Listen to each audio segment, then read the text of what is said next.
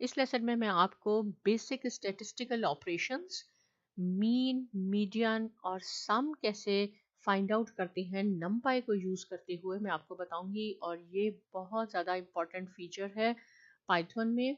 तो सबसे पहले दोबारा एक दफ़ा आपको मैं रिमाइंड करवाती हूँ, क्योंकि हम नमपाई यूज़ कर रहे हैं इसलिए हमने नमपाई को इंपोर्ट करना होता है। आपने ऑलवेज ये लिखना है इंपोर्ट नमपाई एज एनपी। उसके बाद यहाँ मैंने एक कमेंट लिखा है कि हमने क्रिएट करना है अ मैट्रिक्स ऑफ 4 by 3, यानी एक अरे बनानी है जिसमें 4 रोज हों और 3 कॉलम्स हों। इसको मैंने एक वेरिएबल से इनिशियलाइज किया है जिसका नाम example1 रख दिया है। तो देखिए यहाँ np.array, यहाँ मैंने 4 रोज बनाई हैं और 3 कॉलम है। इसको हम जब रन करवाते हैं तो आपके पास 4 by 3 जो कि एक रिक्वायरमेंट थी वो मैट्रिक्स आ गया।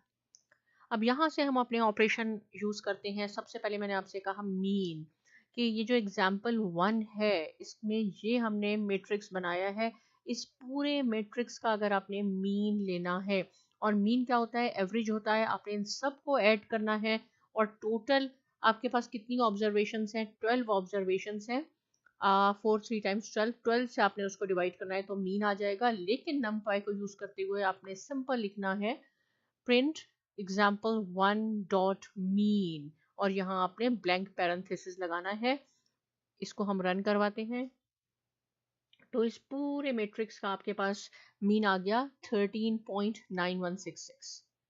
राइट, आप चाहते हैं आपको ये पूरे मैट्रिक्स का मीन नहीं चाहिए, आपको रो वाइज इंडिविजुअली मीन चाहिए, इस रो का फिर इसका फिर इसका।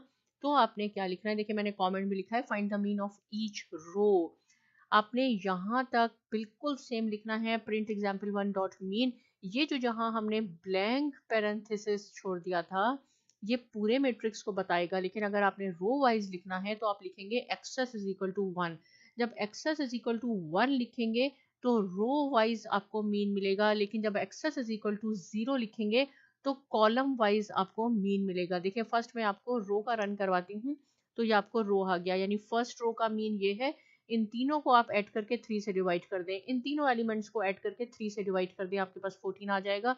सिमिलरली ये 4 रोज का मीन आ गया। अगर आप चाहते हैं कि 3 कॉलम्स का मीन आ जाए तो आपने एक्सेस इज इक्वल टू 0 लिखना होगा, तो ये आपको कॉलम का मीन आएगा। आप इस कॉलम को ऐड कर दें, 4 से डिवाइड कर दें तो आपके पास कॉलम का मीन आ जाएगा। सेम हमने यहाँ सीखा। अब हम सम फंक्शन पे आते हैं। देखिए जब हम example1, वही example1 है और उसमें सम फंक्शन यानी इस पूरे मैट्रिक्स का आपने सम करना है, तो आपने ये पैरेंथेसिस को यानी इस ब्रैकेट को एम्प्टी खाली छोड़ना होगा। तो हम इसको रन करवाते हैं, आपके पास आ जाएगा पूरे मैट्रिक्स का टोटल 167। उसमें 12 एंट्रीज हैं, आप उसको ऐड करके देखें ये आएगा।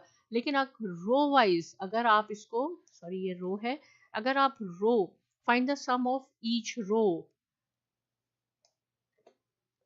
सम ऑफ ईच कॉलम, यहां तक आपने सेम लिखना है। इस पैरेंथेसिस में axis is equal to 1, row के लिए आप 1 लिखेंगे, कॉलम के लिए 0 लिखेंगे, यही थोड़ा सा डिफरेंस है। अब आप देखें ये आपको ईच रो का टोटल आ गया, फर्स्ट रो का टोटल, सेकंड, थर्ड, फोर्थ। अगर आप कॉलम वाइज टोटल देखना चाहते हैं तो आपने एक्सेस इज इक्वल टू 0 लिखना होगा। आपको 3 कॉलम्स हैं, 3 कॉलम्स का आपके पास टोटल आ गया। अब हम मीडियन की बात कर लेते हैं। सेम है आपके पास, लेकिन देखें फर्क ये है कि मीडियन के लिए आपको, जैसे मैंने example1 डॉट सम लिखा था, आप example1 डॉट मीडियन करके देख लें, ये नहीं आएगा, एरर आएगा। इसलिए आपने, अगर आपने एक रो वाइज इंडिविजुअली आपने रो का मीडियन लेना है या कॉलम का मीडियन लेना है तो आपने axis is equal to 1, axis is equal to 0 set करना है।